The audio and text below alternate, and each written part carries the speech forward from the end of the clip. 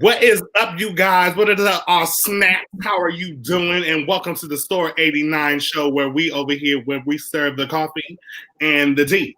These are my lovely co-hosts, Shakia. Hi. And Sarabi. Hey, y'all.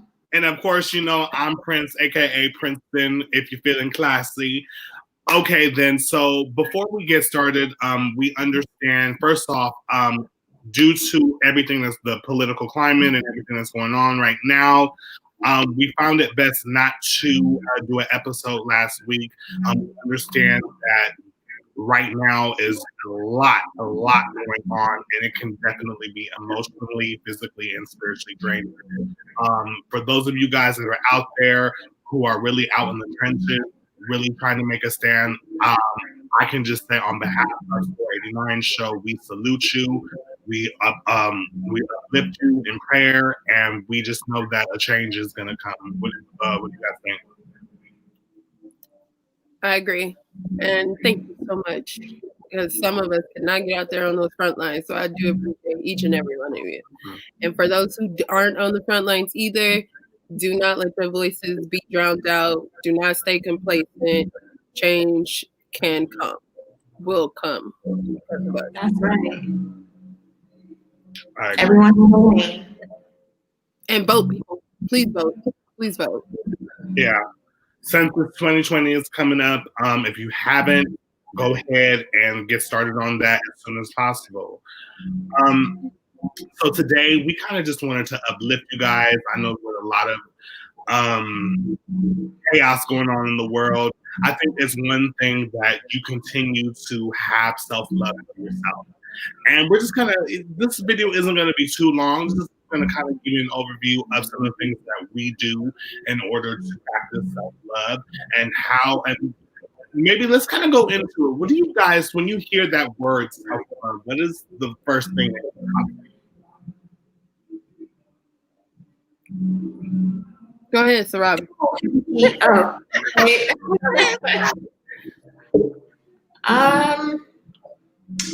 So self-love to me is a term that's gotten really popularized over the past 5 years, and for good reason.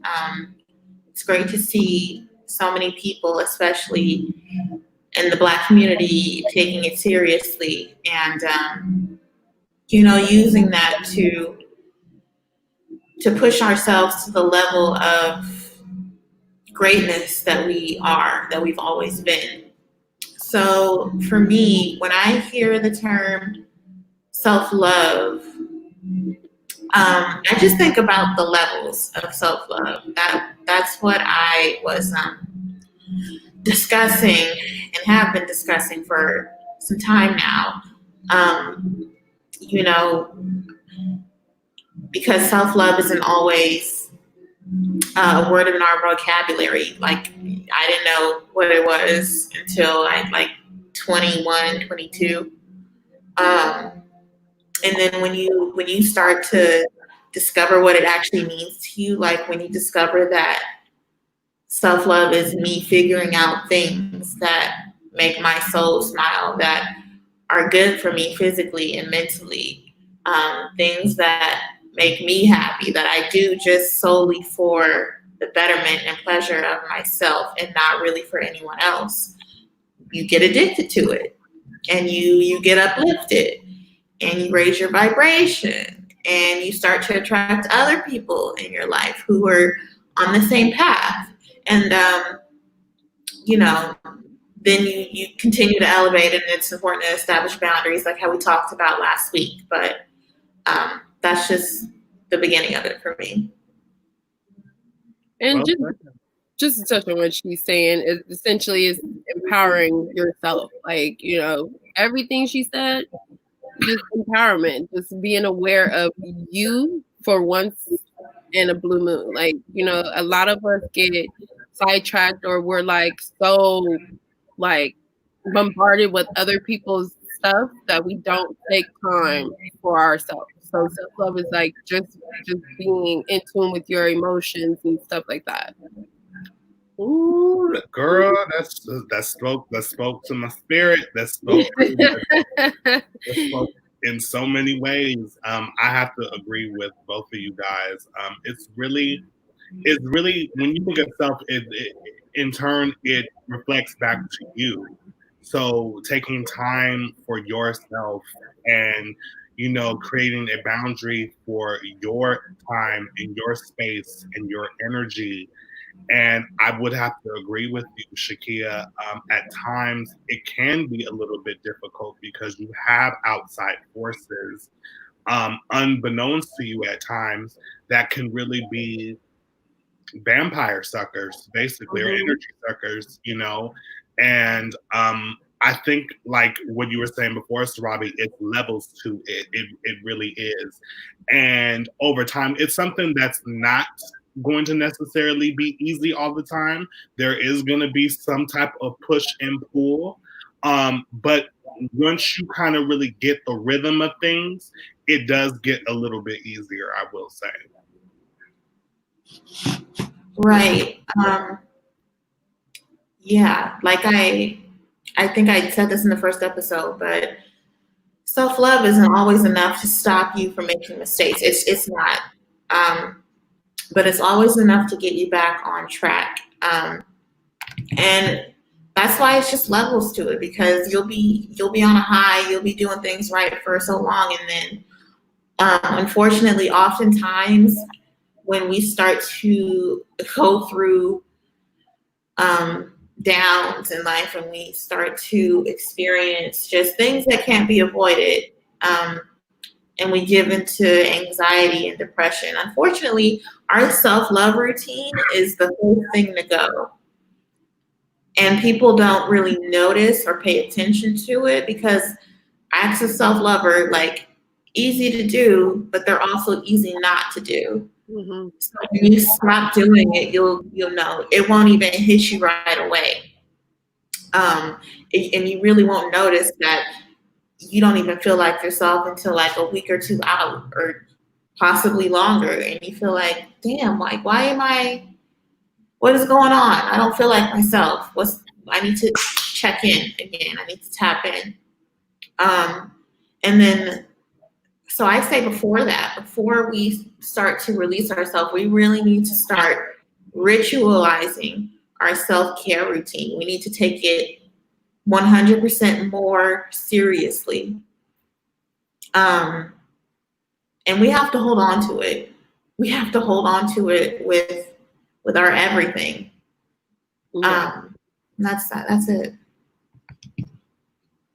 You definitely have to hold on to it religiously. And just to go back to what you were saying, I think when it comes to self-love, when you mentioned levels, and I think that a lot of the times when you are leveling up, shout out Sierra, you are very magnetic, and you start attracting all different types of energy.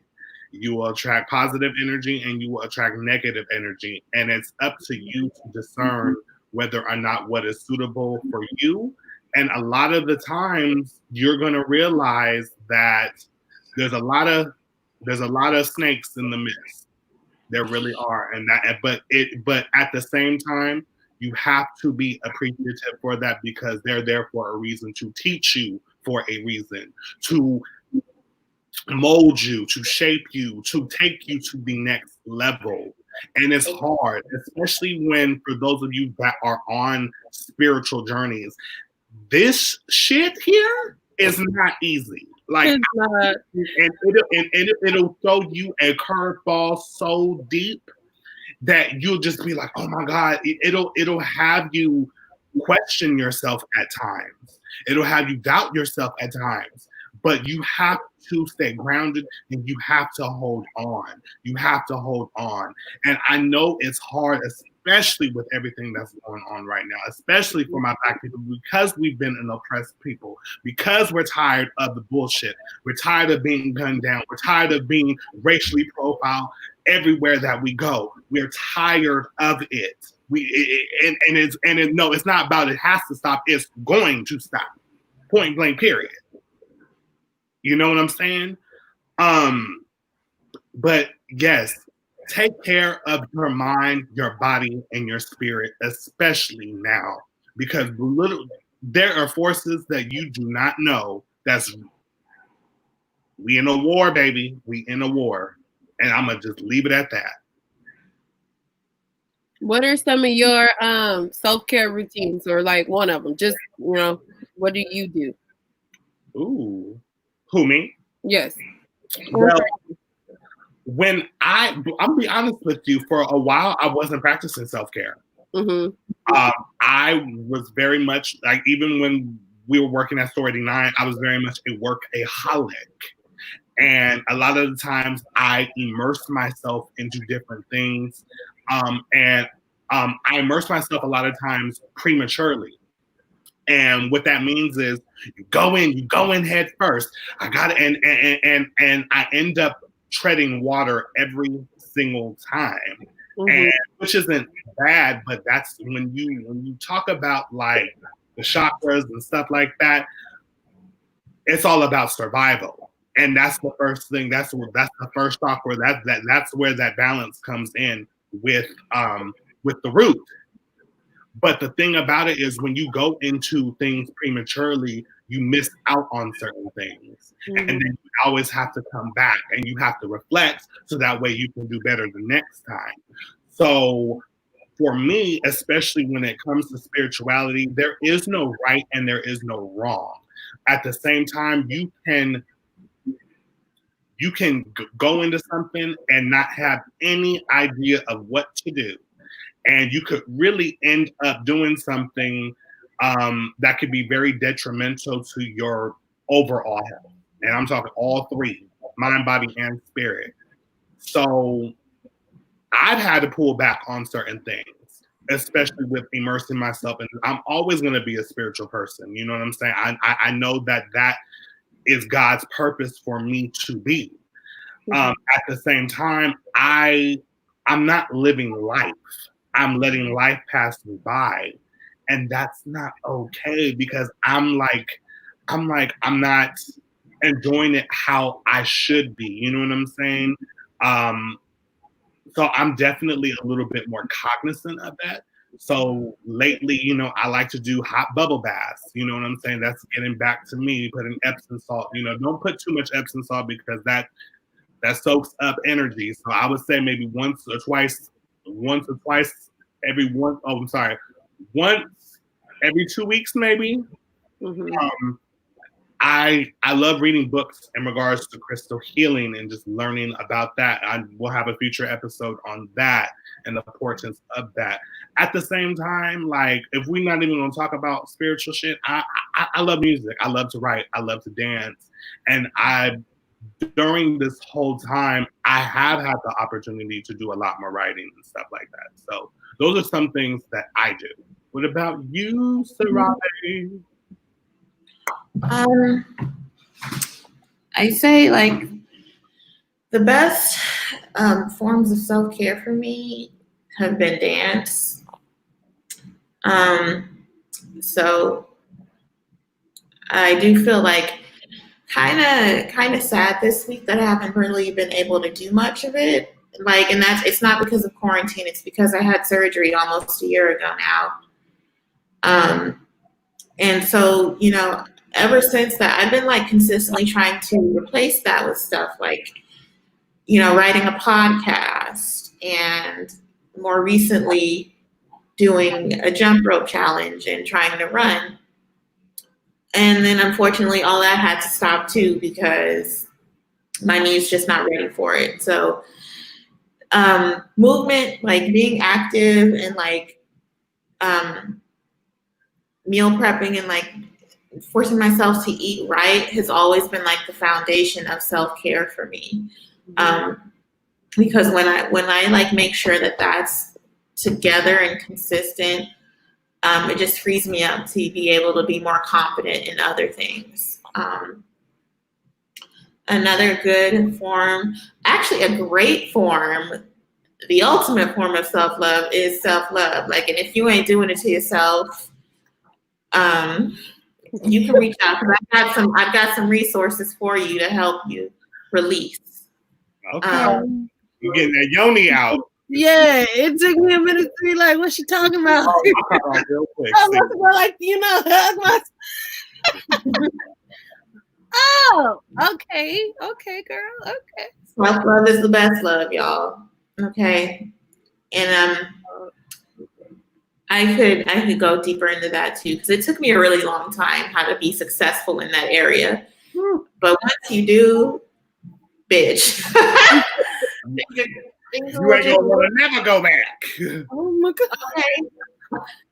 I'm telling you, bro, you ain't gotta be dealing with these fuck niggas who think it's optional to make you come. You can just figure it out yourself.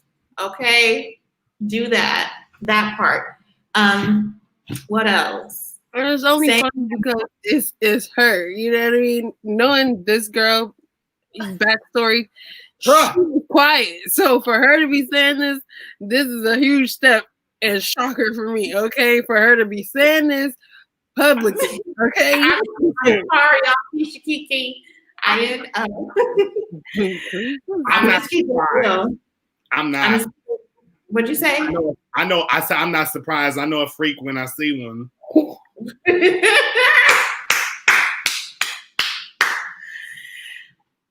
I'm keeping it real about my journey, y'all. It's been a long time coming. I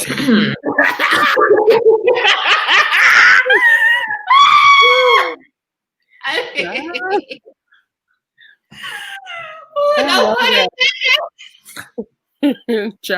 tell you it didn't take me long. I learned at 13 or 14, baby. Okay.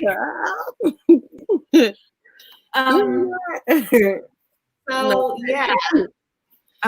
Movement is like my best form of self-care. Picking an eating regime.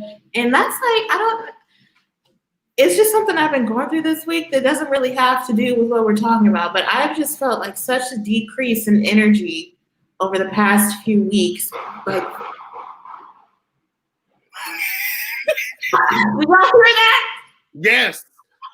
Let me get the fuck from this window.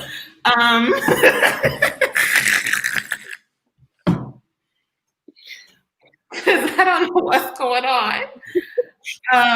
Shit, I don't know. I don't know. And that's another thing about, self-love. The longer you start to be in tune with yourself, when you're out of whack, then it's easier for you. If you recognize signs quicker. And that's what I'm getting at here, because over the past few weeks when I've been doing this jump rope challenge, like I was steady climbing up every week via stamina wise and how long I'm able to do it. And then over these past maybe 4 to 5 weeks, it's declined. And I'm just like, well, what's going on? Why am I not able to perform? I'm gonna tell you. I'm gonna tell you off the thing, and it'll make sense. Okay. Because it's trust me, it's not just you. Okay. Yeah. It's that, and like my joints are hurting, and like I'm wondering what the fuck's going on with my digestive system, because I've been consistently eating plant-based. So anyway, when you recognize the signs and things are still out of whack, you just gotta tap in and figure out what the fuck, right? I'm going through the same thing. I'm telling you.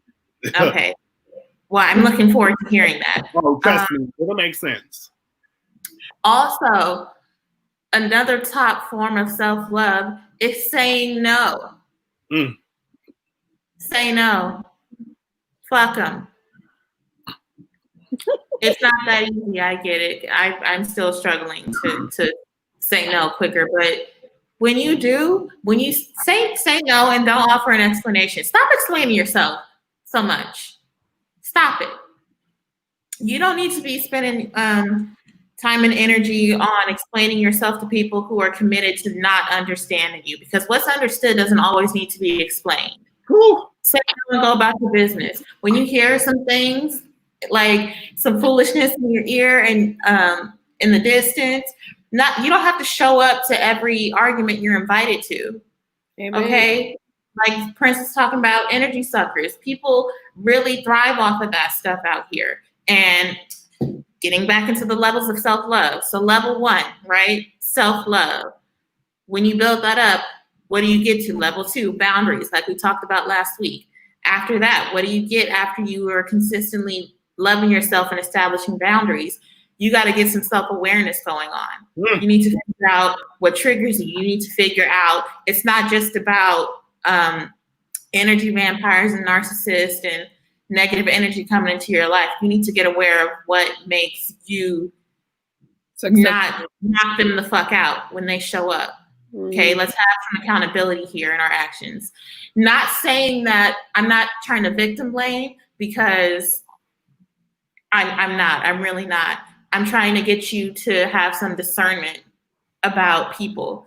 It's not about judging, and even if it is judging, it's for your well-being. Okay, you need to practice some discernment. When you feel something is off about someone, you don't always need to go into this thing of, oh, well, I'm gonna see if my spirit is telling me right. Spirit is telling you for a reason. You don't need to dive into it. You don't need to go and be the curious cat, or what was his name? Curious George? Yeah. Whoever, monkey. You don't need to. Went bananas. You better not. Don't. When your spirit tells you something, when your intuition tells you something, lean into that. And that's what makes it stronger. That's what makes the spirit of discernment stronger.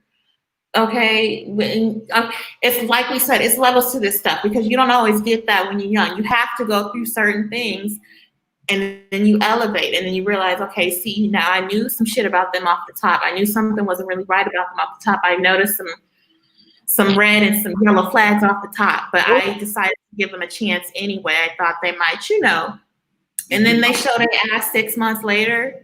And you realize you wasted your time and you could have just minded your business the entire time. Now you know to trust that intuition, to lean into it, to have boundaries for people, and you ain't gotta be mean to them or whatever. But you know where you stand with them, and you know where they stand with you. You know what type of conversations you can have around that person and what you can't have. You know whether they're gonna be all in your life, whether y'all are going to hang out, whether they're going to be in your car, whether you're going to bring them around some of your other group of friends. Everybody can't go, period. Girl, just talk to them because, girl, and you don't, like she said, got to move your car unless you feel like it, okay? Or your Uber account or Lyft account. Don't do it. Okay. Because it ain't worth it. Levels to this shit. Right. Watching this, write that down. Level 1 is self-love. Level 2 is holding boundaries for people. Level 3 is then beginning to practice self-awareness and do shadow work and journaling and figuring out. When you establish that, you're gonna be spending a lot of time alone with yourself. Because that's how you build it. That's how you remain in that self-love. Okay, because everybody won't see it. Everybody won't agree with it. You might lose a couple friends and family members, and you're going to have time to yourself. So use that time wisely to make yourself aware of yourself. Use that time, and like we were talking about a couple of days ago, Prince, if you're into astrology, if you're into tarot, if you're into magic, if you're into like that, like spiritual practices and things of that nature, all that stuff is meant to be used on yourself in your life. So before you get caught up trying to study everyone else's birth charts and put together the sun and the stars and the moon and what that means to you, study your own shit. That's how you become a master of things of that nature. You need to study yourself. So level 3 is self-awareness. Level 4 is self-discipline. And level 4, it can kind of be level 4, or it can be like level pre-1, because self-love isn't just, I'm spending money on myself, I'm doing the things that make me feel good. I'm gonna go get a massage today. I'm gonna go get my hair done today. I'm gonna go get my lashes and my nails and feet done today, because all that stuff makes me feel good. That is important for self-care, and hold on to that. But self-love is so much more than the financial aspect of it. what discipline is necessary for ritualizing it and holding on to it, especially in times like this when you can't go on Instagram and Twitter anymore and really see the funny shit happening like you used to, because everyone is busy talking about the racial injustices and the systematic oppression and racism in this country, which is great because we all need to stay informed and, you know, choose what we should be doing to participate. I'm going to come back to that because I'm working on it. But at the same time, we can't expose ourselves to that 24/7. It's draining. It's so draining. It's so tiring, especially as Black people. Because this is my personal opinion on this. I'm getting away from the topic, but Black people, maintain your discipline and your self-love routines, because we're under attack on every side. We're under attack with the pandemic that's disproportionately killing Black people. It wasn't touching us at first. Now all of a sudden, we the highest percentage of people out here getting killed by it. We're under attack by the police.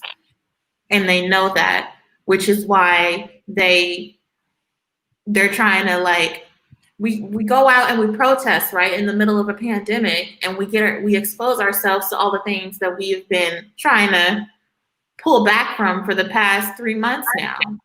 So be smart about this. Like, I'm not telling you not to protest, but just be aware of what's going on, right?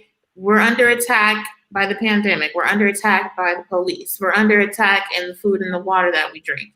We're under attack in the system, in our neighborhoods, in our homes, in our schooling, education, in the prison industrial complex. So being aware of all these things and knowing how hard it is to take a grasp onto where do I even begin to dissect this. You start with yourself. Get some self-love going on. You can't help nobody if you can't help yourself, okay? Black women, we are not anybody's pawn. We don't owe anybody an explanation of how we choose to process and deal with things in this time right now. Not all of us need to be out on the front line, because we always show up for everyone else's cause, and rarely do we see the same for us in return. Which I'm very glad to see all the people posting about Breonna Taylor and Tatiana Jefferson and like all of the trans community that's also been under attack in these streets. I'm glad we're starting to bring awareness to that and colorism in the community. But getting back to topic, level 4 is discipline in your self-love regime. Hold on to that shit. Ritualize it. Make a to-do list. Make a morning routine and an evening routine. Make a list of things to do when you start to get into that space of, I just don't even want to get up. You need to be aware of what happens when you start to feel like that. Okay, what did I watch today? Who did I talk to today? What did I eat today? What's going on? Build it up. Invest in yourself. Invest in yourself first, because that you will always receive 100% return on. Level 5 of self-love is generational healing. And I'll tell you why. Because when you love yourself and you work on yourself and you do the shadow work and you go to therapy and you invest in yourself before you start a family, guess what you're doing? You're breaking generational curses. You're questioning the things that you were taught by your parents and their methods of parenting that might not have worked because they might not have done the same. The things that their grandparents, your grandparents did to them, their parents did to them. Sometimes we as kids, we realize, well, dang, when I grow up and I have kids, I'm not going to do this to them. And then we grow up and have kids and we do it to them. So when you take time to question that and know the root of it and where it comes from, you're closer to healing. And then you're closer to finding a spouse or a life partner or whatever you're into. I'm not trying to be exclusive to any lifestyles here, but you're closer to being paired up with someone who's also on the same journey of constant healing and constant self-awareness and discipline. And guess what you're going to do? You're going to instill that into your offspring, and they're going to be prepared for life in the ways that we weren't. They're going to know about love of self, love of their people, love of their community first before anyone else. They're going to know about investing and good credit and things of that nature. And so it starts with you, okay? The liberation that is inevitable for Black people in this country starts with you. That's all I have to say. I think you definitely did an amazing job with that. Thank you. I'm going to have to really get into that. I'm doing 3 of them. I haven't done, my self-discipline needs to get way better than what it is, but I've created new little things. And then the generational thing, girl, you knocked right on the head because, child. Okay. It's so, like, it touched me. Like, it's so true. You cannot move forward when you study. And then as far as like the 3 of us get along, but you do see so much negativity in our community where we just talking about each other. Like, where is the unity in that? Like, why do I care what you wear and how you portray your life? Like, why?